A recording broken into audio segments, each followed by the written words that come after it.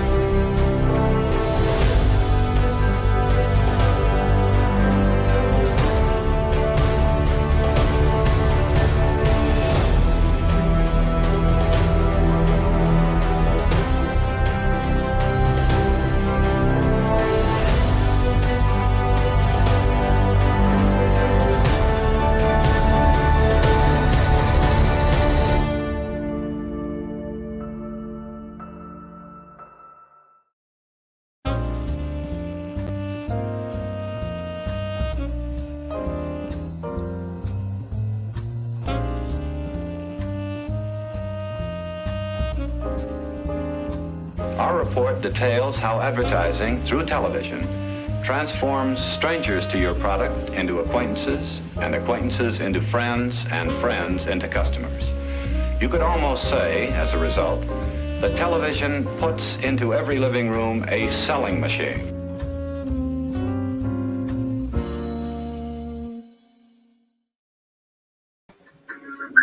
Welcome back, everybody, to a very special night of Kinescope, the show where we look back at the classic years of Welcome back, television. everybody, to a very special night of Kinescope. Can you hear my repeat? I apologize. Why is it doing this? I don't know. Welcome back, everybody, to a very special night of Kinescope. Can you hear my repeat? I apologize. Why is it doing this? Uh-oh, we're in a time warp. What's happening? I don't know. Why is it doing this? Stand by, everybody. We're in a time warp. I don't know. Oh, my goodness. Stand by, everybody. We're in a time warp. I'm going to turn off my microphone and see if it's on my end. Stand by, everybody. We're in a time warp. I'm going to turn off my microphone and see if it's on my end. Someone must have the window open. Yeah, that's what I don't think I have any other windows open. Someone must have the window open. Yeah, Jesus. That's what I don't think I have any other windows open. Someone must Holy have shit. the window open. Yeah, Holy shit. This is the least professional one since that Outer Limits one, where they I don't know what happened. this is the least professional one since that Outer Limits one, where they I don't have it. Oh, I don't know. This is very it's strange. got I'm sure this is my fault. But I can't I don't know. This is very strange. I'm sure this is It's Jeff Parker, ladies and gentlemen. what am I doing? I don't know, buddy. Okay, I'm gonna go out and I'll join you again. All right, hang on. All right, there we go. It's just like Agatha Christie. I had to do, and then there were none. All right, there we go. So now we go. Hilarious. And yes, everybody's shitting on us by all means. That's quite all right. Please Yes, do. I enjoy all this. Look, it might be more entertaining than what I have to say about the show that we're covering. Oh, no, Like well- I don't we'll see. I understand. And, first of all, I am interested for everyone who is sticking around and didn't just immediately bolt. And there are actually several people still watching, Okay. curious as to what will happen next. But this, we're talking about Time for Beanie, which is an amazing show from it started in 1949. It started as a local show out of KTLA, a puppet show, and it immediately became incredibly popular and ran the gamut, and then truly became a national sensation. Let's see what happens. We're going to bring Jeff back now. It'll be okay now. Okay. We're not in Echo Jeff still? I realize what I did. Okay. That's Don't cool. worry about it, buddy. It's all right. No, I for one appreciated it. Yeah, I clicked one of your links, John, thinking it was this link, and I opened up the YouTube, the channel, and there we are, reverbing like crazy. Well, regardless, we're back. This is now. what happens in live television. This is it. Yeah, this is Indeed. looking at a picture, looking at a picture Yeah. of a picture. Yes, it is. It's the Escape from the Planet of the Apes time effect that Eric Braden is so happy to explain to us. You're We absolutely always right. come about back that. to it. Yep. Well, anyway, and then again, it's we've stumbled into another episode of Ape Talk, so that's very good. No, we're talking about Time for Beanie, this amazing puppet, and it is an amazing puppet show that really did become a big sensation. And also, it's interesting because a couple weeks ago we did Stud's Place. Stud's Place was a local show that came out of Chicago. Here's an example of television that became a national sensation that started in LA at KTLA, and even further. The attempt was back in the early 50s. Paramount tried to start its own television network, and it's interesting that it took them about 40 years before they finally did come up with their own television network. But yeah, this was a very big hit for KTLA and the Paramount network, and also at one point Paramount joined with the Dumont network. And kind of had joint programming and stuff. And then also here in Chicago, Paramount Network was represented by WBKB, which became the CBS affiliate and everything, WBBM later on. So yeah, it is interesting. And of course, all of Time for Beanie, and I've got photos of the puppets and the later cartoon. Time for Beanie became Beanie and Cecil, and it was created by a great animator for Warner Brothers Studios, and that's Bob Clampett. Yeah, weird show. I completely admit it, but I think is a forebearer not only for things like the Muppets and things like that, but also the Bullwinkle show. I think has its roots in Time for Beanie. It's a very proto Jay Ward thing. Yes, definitely.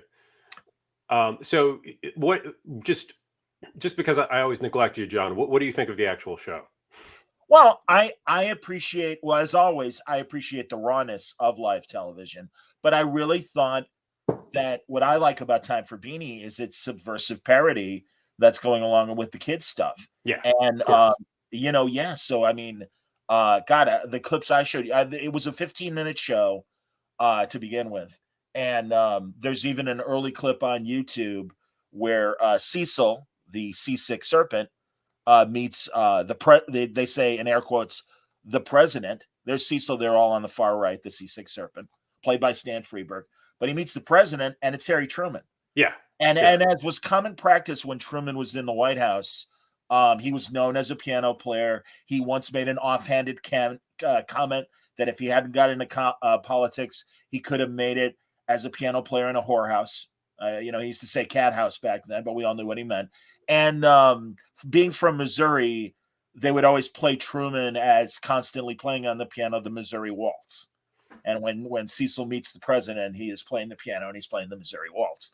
And the president is played by Daws Butler. Daws Butler, of course, the voice of Huckleberry Hound and many other Hanna-Barbera cartoons. And he and Freberg, really beyond Beanie and Cecil, were kind of a comedy team because Butler would appear in a lot of Freberg's comedy sketch record routines. Things like St. George and the Dragon was a Dragnet parody. St. George and the Dragonette. Was that the little radio show that he did very shortly? Or yes, well, Daws Butler was on that show. That was after Beanie and Cecil. But yeah, Stan Freberg had the last radio variety show that was made purely for radio. And it was in 1957 or 58, I believe. Only lasted half a season. And Daws Butler was one of his also with June Foray. And all three of them had a background with Bob Clampett prior to Time for Beanie, working at Warner Brothers in the Warner Brothers Looney Tunes cartoons, providing various voices and stuff. And so that's kind of where they started. I know I'm kind of all over the place. Beanie and Cecil, Beanie, a little kid with a beanie with the prop on his hat. Right. Cecil, the seasick serpent. Here are all the characters right here. Starting on the left, there's Beanie. Then you got Captain Huff and Puff, who was Uncle Captain, Beanie's uncle. You had the bad guy there, Dishonest John. Yeah, that's how he spoke. Unfortunately, an inappropriate character for these times. Hopalong Wong, kind of self-explanatory there. A little chef that was an Asian character. Then you had a Honey Bear, and you had Cecil, the Seasick Serpent. So there's your whole cast for Beanie and Cecil as far as the puppet show went. A little very Rocky and Bullwinkle adventures as far as format. And it really felt like they were riffing. Like they figured out the basic stories. Somebody drew on literally a poster board the set. Yeah. I couldn't stop admiring the fact that like this show cost $50. Oh yeah, absolutely. And it's the #1 show. That totally schools like today where they cheap out by making reality shows because they're so cheap. Nothing's cheaper than a little a sock puppet show. Right. And I never, I always have admiration for that kind of stuff where you can just charismatically get across an idea because you do a painting and you have a puppet and these things and, just these pieces of felt and cardboard are not the thing. It's the people who are making it. It's it's what they invest in it, and it's the writing, and it's the performances. And, I love that kind of stuff. I do find like, I just, in a personal sort of way, I find like the human kind of caricature puppets a little disturbing. Like Cecil is good, but there is something uncomfortable, a little uncomfortable to me about about both the way that they're not in some kind of like, not an offensive way, just like aesthetically, I find it a little gross. That it's like a fever dream. Yeah. Little, and they've got the frozen face problem of when they have to do other emotions, they've got a permanent grin on their face. Right. But yet the guys, Stan and Daws, still make it work. They'll turn them away, and still make their little twisted grins kind of fit what they're doing. Here's where you really see what Daws Butler brings to things. And it's like the things that so many people complain about now, how they'll get like some lead actor to be a voice in animation features, and they're not really a voice. That's not their thing.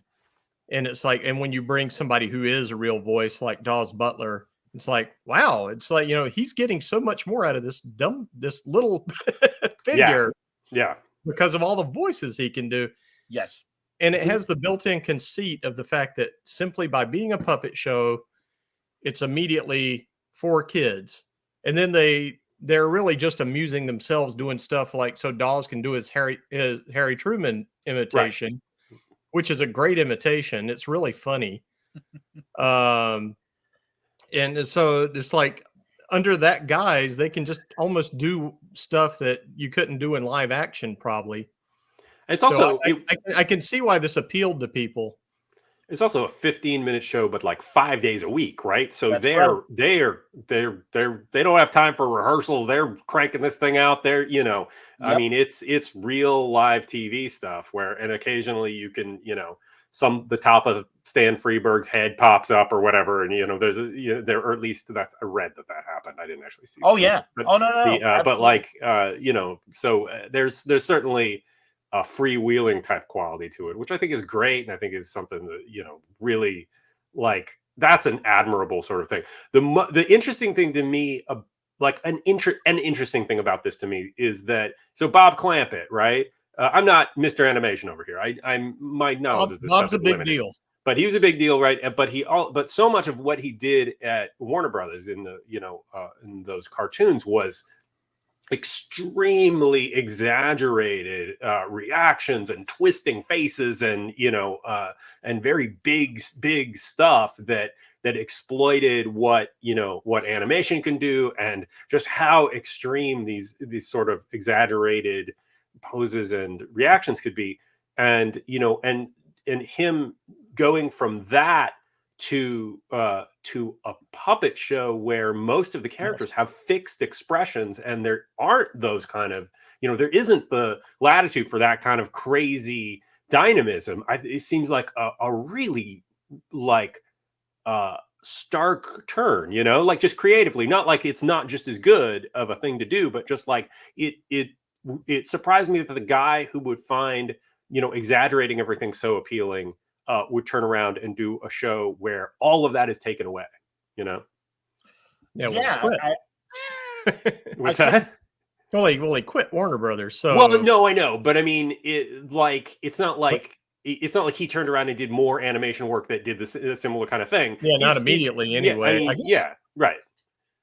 Yeah, I guess he thought. Well, I guess it's one of those things like you work in some medium where you have to collaborate a lot, and then when you're taking a little break from that, you think, what, if I just do this comics or prose, I'll only have to collaborate maybe with me and 2 other people or something, and that's probably pretty attractive. I'm sure that was part of it. Yeah, I mean, he worked with Tex Avery, who was the other legend of the Looney Tunes. And Tex is the one who generally throws the buxom women in there, and Wolves, whose tongue rolls out like a red carpet and stuff, and eyes go awooga. But Bob Clampett, I remember as a kid, I would notice his name on the Porky Pig cartoons he did, and they were all really good. It was really funny stuff. So it's not surprising anybody who's a storyteller can shift to another media. Oh yeah, totally. I'm not surprised by it. I'm not surprised that he could do it. I'm just surprised that it would appeal to him, considering it seems like almost the opposite of the kind of stuff that he did for the other. Yeah, Kyle and they had some good points about the Mr. Rogers puppets. Yeah. I suspect that one of the reasons why Clampett did puppets initially is because he kind of had a reputation of being a con man. Yeah, Stan Freberg wrote a 2-volume autobiography, and the first volume was called "It Only Hurts When I Laugh," and that's really when he got into the Time for Beanie period. And he said that Clampett was a con man, and I don't know how this happened. I don't know how he cut the deal with KTLA to do this show. Obviously, he had his Warner Brothers reputation. In addition to making the Looney Tunes cartoons, Gabe and I were talking off the air, he also had a hand in what Warner Brothers made for the war effort for the military, those Private Snafu shorts. Yeah, the naughty cartoons. Yeah. Yeah, and I mean that was all like, hey, avoid hot foreign women or you'll get VD, and all these other kind of like, sailor beware and soldier beware kind of messages. And they were basically dirty jokes for the military in a lot of ways, because they were really made only for the enlisted to watch. So they took liberties. And in fact, Gabe found, and you could find it on YouTube, a great Bob Clampett almost stag puppet thing where it's a Little Red Riding Hood myth, kind of in the same way that that Tex Avery did, in his cartoons that we've seen on Saturday mornings in various cartoon shows over the years.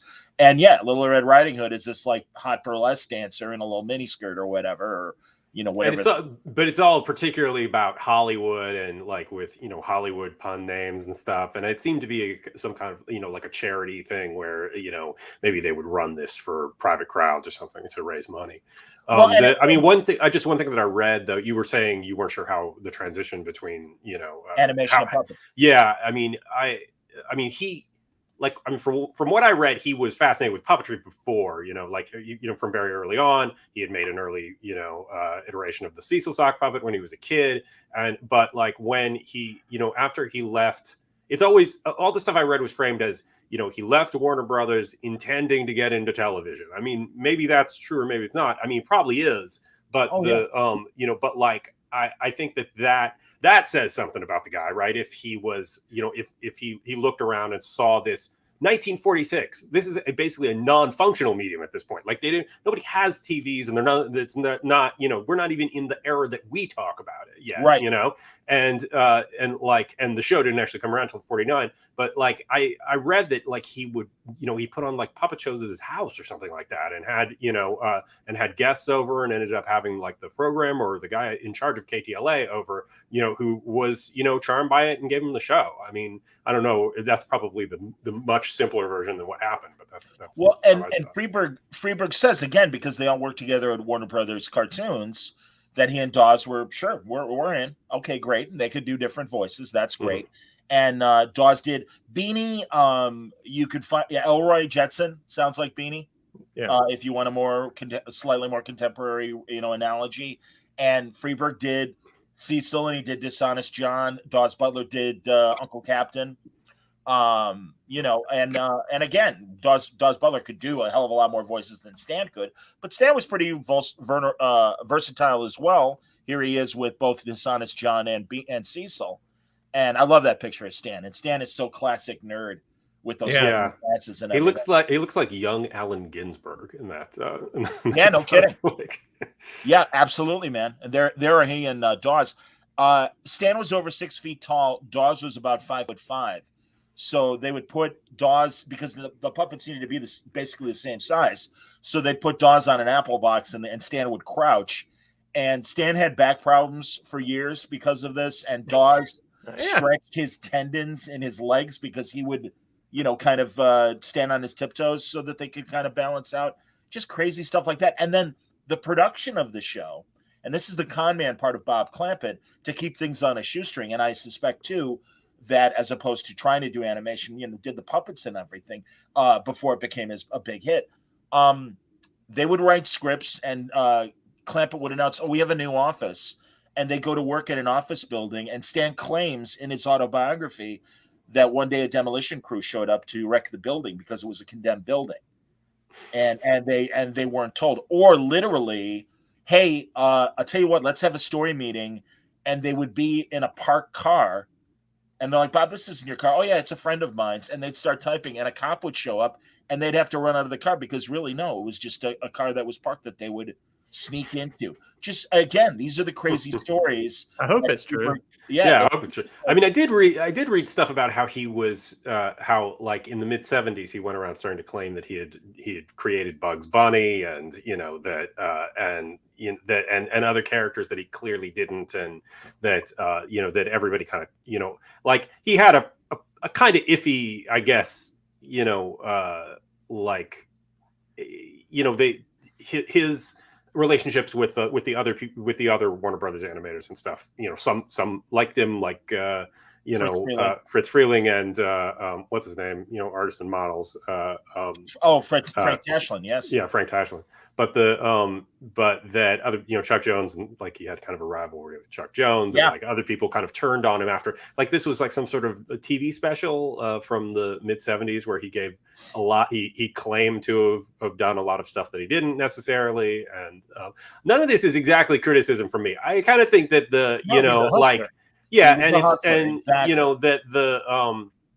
and I don't think stuff like this necessarily, obviously the work is sitting there. He did great work. So, it doesn't really bother me that much. He was smart enough to make sure his name got all over everything he's in. Like, right. The cartoon says it sings it's a Bob Clampett cartoon. Right. And they slam his name right there on the beginning with this. It's like, oh yeah, it's funny now. Yeah, it's true. It's like he's like John Carpenter or something, like who figured this out, Yeah. But like he also fuck, it just got away from me. Sorry, go on. Okay, well, again, so he cut this deal with KTLA and then also Paramount, and again, it really became a big hit. He won 3 children's Emmys. It was a primetime show, but he won 3 children's Emmys over the years. The guys Butler and Freberg left by the mid '50s, and they replaced them with other voices. Those other voices went on and were part of when it finally did become an animated show in 1962. It premiered alongside the Flintstones, and I forget what other cartoon that ABC premiered in '62. And it is one of the first color television shows. And here I'll put the image up again. So there's Uncle Captain, there's Beanie, there's Cecil. Isn't it interesting that Cecil's nose still has the suction cups? That cracks me up. Oh yeah, that's right. I love that. This is when I first back in Chicago, they would run this. It only ran for 1 season, and there's Dishonest John and Uncle Captain's boat in the background, and of course Bob Clampett's name right there. Yeah. What I was actually going to say that I lost a minute ago was that part of why he had his the cartoons that he directed kind of didn't, they were only up until 46, and then most of the packages were from the 50s that were from later that ran on television. But even the ones that he directed, a lot of them when they were repackaged, they stripped off the credits from the beginning and put that blue ribbon on the front, right? So people didn't necessarily know that he was responsible for them, even though his name was on the cartoons initially. But in fairness, too, in the Warner Brother years, he did design Porky Pig. He did design Tweety. As much probably as credit, Sylvester too. Oh, yeah. From what I read, the only character that he created is Tweety, right? And but I think that he, he did the more modern. I'm sure that these characters obviously evolved. I watched some of the earliest Porky ones that he was involved with, and that, but even those, but I'm just saying Porky Goes to the Movies or something like that, and a couple others, right? They're on the Warner Brothers HBO Max, right? But they are, in those, Porky looks more like he does, even though they're very early and they're black and white. He looks more like the classic design than he does those earlier ones where he's literally just like, he's like a round ball or something. Oh my God, like a beach ball. Yeah. Absolutely. Yeah. So he probably he always goes to the joke of at some point Porky gets scared and jumps up, stretching out of his overalls and showing his butt. That was a big go-to for him. Hey, we didn't mention the other popular culture thing of Dishonest John's business card and what it influenced. Oh, I don't know about this. Talk to me. I don't know. He has Dishonest John has a card he shows all the time. We don't have this in ours because he wasn't there, but it says "Dirty Deeds Done Dirt Cheap." Oh, that's hilarious. Interesting. Oh, I didn't know that. The album by AC/DC. Yep. That's excellent. Yeah. I had no idea. That's fantastic. That's great. That's great. great. I just remember his laugh. Yeah. That was the Dishonest John laugh that I'm aware of. And I love these production shots of them doing the show. Look at all the puppets that are at the ready. Because again, you'd switch scenes and immediately, they'd have to literally put on a different sock on their hand to get shit going. See, I was trying to figure out, it's because they kept the background pretty far back, but I was wondering, like, couldn't they have set it up so that their upper body would have been behind the background and they could have put their hands out in front instead of, because I did this one time, like for a little while in college. I worked for a friend who would put on puppet shows for middle schools or elementary schools. So we'd go around, and I was really impressed with her because, like, you have to hold these. Some of them are very heavy, and you hold them. Those aren't so bad, but you hold them up over your head for 15 minutes, and you're dying. Yeah, even if just holding your arm up for 15 minutes is like gonna kill you. Yeah, I know. Again, that's what Freberg talked about in his book, The Physical Pain that they did doing this 5 days a week, and I'm sure blocking and rehearsals and stuff. You know what else is interesting? I couldn't find it, but one of the infamous 3D movies of the early 50s, Buona Devil, apparently had a 3D prologue that was produced by Clampett that featured Beanie and Cecil. I couldn't find that, but I could find this shot, and I imagine. Oh, that's a great shot. Yeah, I was looking for this too because I'm aware of Buona Devil. I don't think I've ever actually seen it though. I haven't either. It's on YouTube without that prologue. And they obviously, I'm assuming this is them promoting the fact that they're in the movie, because the movie was 52 and that was in the middle of Butler and Freberg's run on Time for Beanie. Right. Again, I got to point out that it was a national sensation, and truly Groucho Marx and Albert Einstein were noted for loving this show. And I love the fact that Groucho did it. Obviously, both appreciated the writing. I don't think they appreciated painted backdrops and stuff. And Freberg claims that a professor at Princeton was in a meeting with Einstein explaining something, and he's like, "Gentlemen, I'm sorry, you'll have to excuse me. It's time for Beanie." And he got up and he walked out the room, which I have to go get my ice cream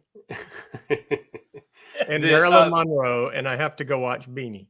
But it was also popular enough that there was a drive-in restaurants, right? Like Yes, indeed, here, a chain of I don't know how many of these existed. Beanie But restaurants. I would love to be there. I know. Absolutely, 20 cents. Come on, man. Are you kidding? That's half a day's pay. What the hell? Working on beanies. So, but I forgot since you brought up Elroy as Daws Butler. I was like, oh yeah, Elroy's just a futuristic beanie because he's even got a propeller beanie, but his is like a little atom sort of thing going on, a little antenna deal. The thing that they were obviously doing that on purpose. It never occurred to me.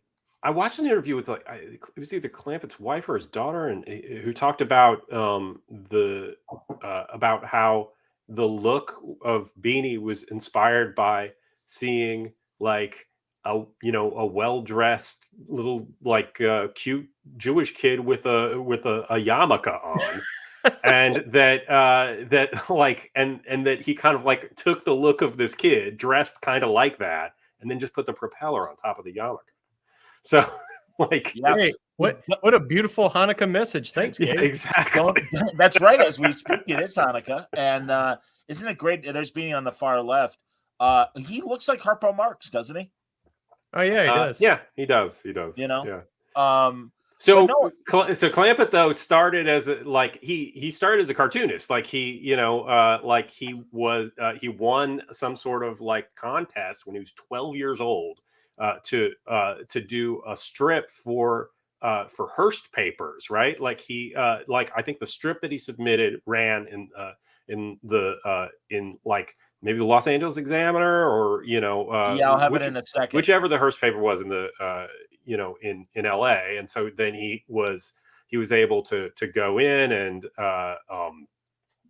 meet with the other cartoonists and stuff and get some sort of, he's a little kid, and going around and when he was on breaks from school, he was allowed to go work there to a degree and stuff. And, and ended up having and there's, but I'm not entirely sure that I'm willing to say the name of his strip. Here's an example from the. But this would be the winning strip, called "I Apologize," The Innocent Pussy, and it's it's obviously a sort of play on words. Or not that part, John. I think we got that. The look of it is a kind of. Put the picture back up, John. Sure. It's it's got a kind of Felix the Cat absolutely shit going but it's crazy that he was just apparently just so driven that he was that he was doing work that early. He was pursuing stuff like this. He ended up he became an animator at Warner Brothers when he was 17, I think. And also there's some story prior to that where he had his aunt had some sort of doll manufacturing business, and he suggested to the aunt, what if we do a Mickey Mouse doll? And they were worried, what are we going to get sued by Disney or whatever? So they just they were in Glendale or something, right? He went to school in Glendale, a couple miles from where I am right now, and he in California, Southern California, and he and so they just drove over to the Disney offices, which were in they were in Los Feliz. I think this was still when they were in Los Feliz. They may have moved over to the one on Hyperion at this point, the bigger studio that they built. Yeah, because they would have been close to what's the place with the roast beef sandwiches? It's Walt and everybody used to like to go eat there all the time, and they've still got some stuff up on the wall. Is it Philippe's or Lake Los Feliz? I'm not sure which one it is. Why can't I think it's not Philippe's, which is downtown, right? It's it's Silver Lake or Los Feliz. It's I'm not sure. Probably is Feliz.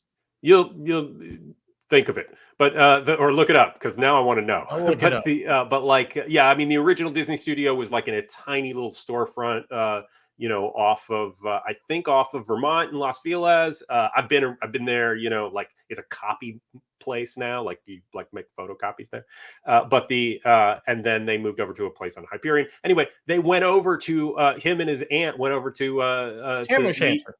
Tam O'Shanter, right? Yeah. It's in It's on Los Feliz Boulevard. Yeah, it's on Los Feliz Boulevard over in Atwater Village. Yeah. All right, take it to the hole about the doll. Keep going. Okay. John, you'd love this place, by the way. I'm just picking on Gabe right now. It's all right. So look, I'm just filling here. Okay, I'm filling time. Okay? I'm trying to get this fucker up to 45 minutes. Anyway, yeah, they went over and and basically they just bought the idea of the doll and so they manufactured the doll for Disney. It was like the first Mickey Mouse doll, which he just kind of gave out as promotional things at the office, and he'd like come over to the the warehouse or wherever the manufacturing place. They just load up Walt's car with the dolls and he'd drive them back over to the studio, and like it was very early days of Disney. So I mean, I guess he was an innovator in that way. Well, that's what I mean, man. He was a larceny kind of operator, but he also was. I mean, those guys really do have big ideas. Sometimes. And all this was all when he was a teenager, before he became an animator. He didn't even start with at Warner Brothers at this point. But it's just like when you hear, and unfortunately, the guy is kind of. I mean, his real terrible things have come to light. But it's like Al Cap in terms of you appreciate some of the or at least the moxie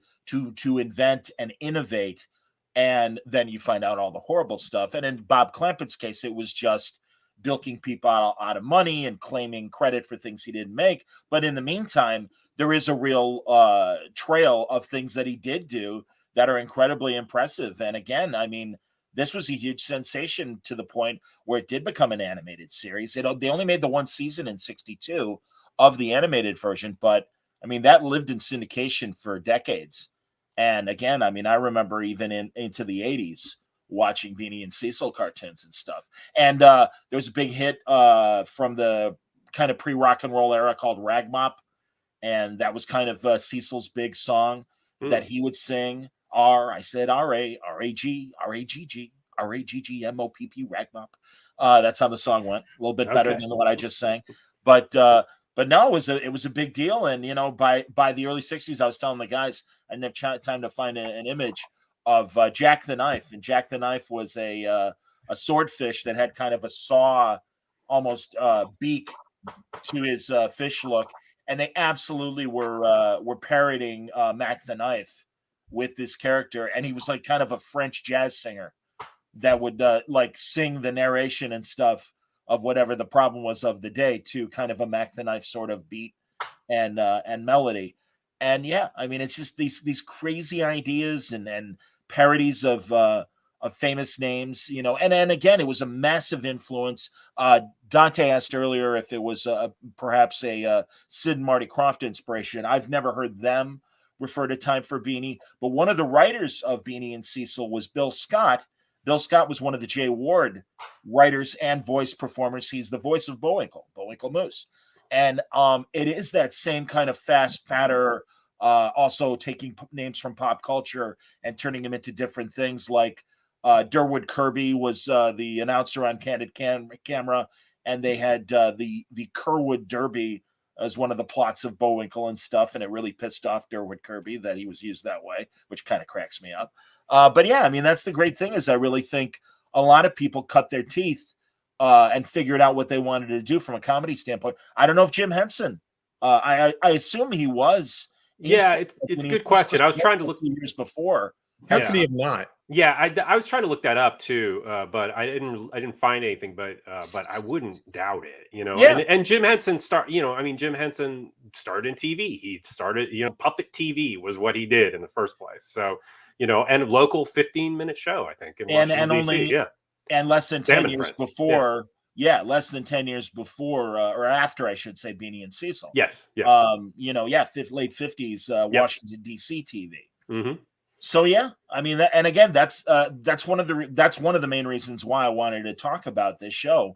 And again, also the fact that it came from local TV, and I just love that. And of course, a lot of it did because, as Gabe said earlier, so few people actually own sets, and they were willing to do this kind of weird experimental shit. And just like I watched a great Henson biographical documentary, and they talked about how the TV screen was no different than the actual puppet stage when you think about it, and that they would use what fit in the TV frame in the same way as a puppet theater. As a proscenium, yeah. And right, thank you, yeah, proscenium, yeah. exactly. That's the word I was looking for. Very good. Yeah, that thing. So no, again, this is why I appreciate its crudeness, but at the same time, its inventiveness, and certainly in the writing and performance. Yeah. And again, massive fan of Stan Freberg. I got to meet Stan Freberg at Comic-Con back in about 2009, 2010, somewhere around there. And it was interesting. His wife was his second wife, really was a great marketing person for Stan. Everyone was waiting for the HBO True Blood panel, and they were in a room that people would squat and wait for the later afternoon. Oh, you mean panels. every room, Pretty much, yeah, pretty much. Yeah. And I forget Mrs. Freeberg's name, but she started off and introduced Stan, and she's like, "Listen, I know everyone's here for True Blood, but I want to introduce my husband. And really, when I start reading off his credits, you're going to be blown away about how much you know about this guy's work without knowing who he is." And she's like, "He's in Lady and the Tramp," and I don't remember which character he played in Lady and the Tramp. Oh, He was. there. What's that? Oh yeah, I read that. You can look it up while we're talking. I bet it's a dog. It's not a dog, actually. Oh, okay. He was Pete Puma in the Warner Brothers cartoons with Bugs Bunny, and it's like, oh, one lump or two. He's like, I want a whole lot of lumps, and of course, Bugs just beats the shit out of him with his tongue. Yeah. And that's Stan Freberg. And it was so cute because literally you heard, especially when they mentioned Lady and the Tramp, you heard a bunch of women just go, "Oh, I remember him. Oh yeah," and it was so adorable. Yeah. And then they introduced Stan, massive applause, and he played a couple of his newer parody songs. And the guy was just amazing. There are Dick Cavett episodes with Freberg, and Dick Cavett is very excited that Freberg is on the show. There's a great David Frost episode with John Lennon. And the way they got John and Yoko on the show was David Frost said, we got Stan on the show as well, Stan Freberg. And literally at the beginning of the episode, I guess, and as I heard Freberg tell the story on a Cavett episode, that he was in the audience, but they're like, well, you're not going to actually be on panel. We're going to introduce you from the audience in the same way that Ed Sullivan used to do it. And now in the midst of his Yankee streak, here's Joe DiMaggio. Stand up, Joe. Everybody take a bow. Yeah, great. And so that's what Frost was going to do. When Lennon and Yoko came on stage, Lennon's like, I want to see Freberg. I came to meet Stan Freberg because, again, the Beatles were massive fans of the Goons and that kind of parody comedy. Mm-hmm. And Freberg yells from the audience, I'm over here, John. And he's like, what are you doing out there? He goes, well, apparently it's a great honor to be recognized from the audience. At least that's what I was told. Everybody laughs. That's fine. And that's what a good burn. Yeah. Oh, absolutely. And that's Freberg, man. Freberg was an absolute destroyer of norms and loved to poke networks, loved to poke advertisers, had a massive career. His advertising style really really was way ahead. It's now what they do all the time. Cause say you're watching any streaming thing and whatever insurance company is sponsoring it, they know that everybody will tune out if they just talk about insurance or your home is safe. So they just go for some weird random silliness and go for comedy. And he was doing that 50 years ago. Right. 70 years ago. Yeah. Yeah. In the 50s and 60s. They were truly the viral videos of their day because the only place you would see video was television. And the Lone Ranger and Tonto were selling Gino's pizza rolls. I'm trying to remember the company. I think it was either Hunt's. It was a rival to Campbell's Soup, and it was canned soup. And they did a big Broadway number, and the great tap dancer from Old Hollywood, Ann Miller, is dancing on top of a giant can of soup. One of the great character actors, and I can't remember his name, a British man, and he's like, I don't like prunes. They're too wrinkled for me. I don't appreciate them. And well, have you had a Sunsweet pitted prune? And I don't like the pits. So he eats the prunes, and it's like, well, they're great, but they're still wrinkled. And then you hear Freberg in his big voice go, today we remove the pits, tomorrow we remove the wrinkles. And it's just crazy shit. You can find a million Stan Freberg cartoons or commercials on YouTube, and they're all very, very funny. And he won numerous awards. And usually to the anger of the client that he was working for, because they're like, well, don't make fun of the product. Please don't make fun of the product.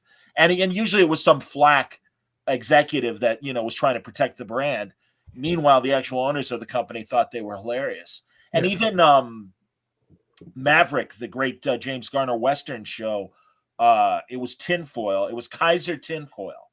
And he took the concept, which used to be a little knight on a horse, an animated knight on a horse, and it was quilted foil. And his sword and his shield were made out of quilted foil.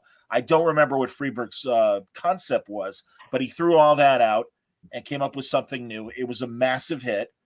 And yeah, they're like, again, it totally reignited sales for their Kaiser aluminum foil. And in this case, he's like, well, Mr. Kaiser, hear about the campaign? Like, no, we don't think so. And it really wasn't until a year later that Henry Kaiser stumbled on one of Freberg's commercials. And he's like, what happened to Quilty the Knight? I love that thing.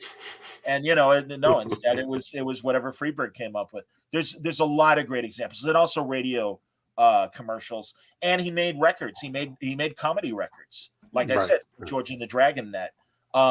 The guy was amazing. And I not only did I see his panel, but I went up to his table at Comic-Con afterwards. And coming from radio commercial production, I would do my best to make irreverent commercials, because truly, growing up on watching Stan Freberg's examples, I'm like, well, I want to do them like that. And I would do them local things. And, believe me, it's like, somebody meeting their favorite artist at Comic-Con. And yeah, I draw, I make commercials, Mr. Freberg, I do voices. And he's like, oh, that's great. And he could not have been nicer, so encouraging. And he's like, well, I'm glad somebody's still trying to poke these guys and give something entertaining to people when they're selling the product. I'm like, because all that matters is that you make them remember the product. Yeah. Yep. So anyway, there's a whole big spiel about Stan, but because Daws, I think, just a couple years later, Daws doing Huckleberry Hound for Hanna-Barbera Television became a big sensation, and that was just a year or two after he left Time for Beanie. But I think Stan very quietly was amassing this career as well. Also, we're heading into the Christmas holiday. He had a great parody record called Green Christmas that absolutely skewers advertisements and how commercialized Chicago Christmas became. And Chicago. Fucking hell. Yeah. How commercialized is that town? Yeah, I know. I'm Hell on telling earth. you. I know. Like, I'm broadcasting live from Hell on Earth. Here I am. They're always squashing pennies and selling them to me at the zoo. Yeah. I mean, it's, it goes back to Carl Sandburg and the hog butcher of the world, the whole fucking thing, We sell pennies as Lincoln commemorative things, and we charge $1 for each penny. So yes, that's Chicago. Anyway, 180 from 1984, I'll tell you. But anyway, it's look for Green Christmas on YouTube as well. I have his box set of all of his comedy from his comedy albums and his singles and stuff. The guy was amazing, and a lot of I think irreverent humor started on Time for Beanie. Great, so cool. So I think we got it. So next week, when do we get our class at Harvard? Yeah, I don't know. I love by here real fast. Oh, that's a great photo. That's a good shot. Wow, that's awesome. I love that perspective. I think that's amazing. Obviously, that's Daws with Beanie and the professor, and that's Stan with Cecil. And again, we have all these great little reaching kind of shots too of them doing their stuff. I love it because they've got their scripts taped up in front of them. Yeah, absolutely. And I like this because the captain is standing in front of what looks like a window. But at first, when I saw it, it's like, oh, the captain is obviously playing the Pope in this shot. Maybe not. Okay, that's what I'm just not as familiar with the Pope. I understand. It all sounds like a Happy Hanukkah. It's funny how it sounds like an anime. It's like their characters named Uncle Captain, and it's true. So this could very well be the Hanukkah episode of Time for Beanie when you think about it. So, all right. So next week we're gonna go back to an episode of Playhouse 90, written by Rod Serling, directed by Franklin Schaffner. The Velvet Alley. It's a starring Art Carney. It's a sort of self-flagellating, kind of Rod Serling beats the shit out of himself in a, basically like it's a semi-autobiographical story. And it'll be interesting and fun and meta to take a look at, because the character in the thing comes out to LA having written a play for Playhouse 90, which is what the show is that they're on. So some interesting early meta television stuff. Yeah, it's like Charlie Kaufman years before. Yep. The price of success for an early television writer. Jack Klugman is in it as well. And it's a great dramatic performance from Jack. I think Klugman. Leslie Nielsen maybe in it as well. I'm not sure. Oh, I didn't remember that. Yeah, I haven't watched it in a while. I could be wrong. So we'll take a look at it and absolutely, get back to you next week. Yeah, I assume our regular Thursday night hangout this week. Yeah, definitely. Sounds good. So yeah, just a couple days. The next episode of Kinescope. I hope you'll join us. Until then, thank you, and adjust your set and rabbit ears for the test pattern. Take it easy.